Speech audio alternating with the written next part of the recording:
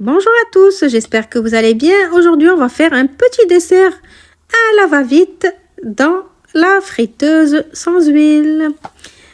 Allez, il nous faut des œufs qu'on va battre bien comme il faut. Les ingrédients exacts, vous les trouverez dans la barre d'informations comme d'habitude. Alors, après les œufs, je vais mettre du yaourt à la grecque. Moi, j'ai mis. Après, vous pouvez mettre n'importe quel yaourt vous avez.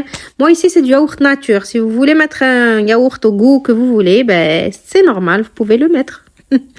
Ici, j'ai de la compote de pommes. C'est ce qui va faire office de sucre. Alors, si vous n'avez pas de la compote de pommes, vous avez une autre compote, vous pouvez l'utiliser. Sinon, là, je remets un petit sachet de sucre vanillé. Je voulais pas mettre du sucre, mais j'ai plus de vanille liquide. Donc, vous pouvez mettre de la vanille liquide pour éviter le sucre.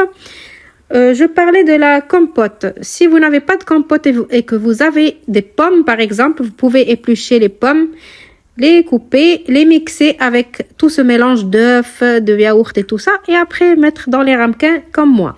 Alors, je croyais que ça allait me faire 3 ramequins, mais non, ça va me faire que 2 ramequins. Ça veut dire un petit dessert pour 2 personnes ou pour une seule personne pour le matin, et le matin plutôt, pour le midi et pour le soir. Ici, pour rajouter un petit goût d'acidité dans le dessert, j'ai mis des petites myrtilles ou des bleuets, comme on dit ici au Québec. Des bleuets congelés, surgelés. Vous pouvez mettre des fraîches, bien sûr. Et je vais mettre mes ramequins dedans, bien sûr. Et je vais programmer ma friteuse à 160 degrés Celsius pendant 20 minutes.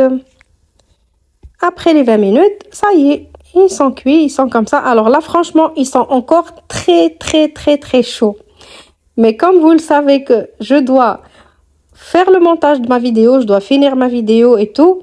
Et comme je poste tous les jours, d'ailleurs, n'hésitez pas de vous abonner, de liker, de partager, d'activer la petite cloche de notification pour recevoir toutes les nouvelles recettes. Donc, je disais, il fallait que je finisse vite, j'avais pas le temps d'attendre que mon dessert y refroidit. Laissez-les bien refroidir et après vous pouvez les déguster. Le goût, il était trop bon. Le goût des myrtilles dans ce dessert avec de la compote de pommes, c'est quelque chose d'excellent. Testez-les et revenez me dire ce que vous avez pensé dans les commentaires. Ma vidéo touche à sa fin. Je vous dis au revoir et à demain.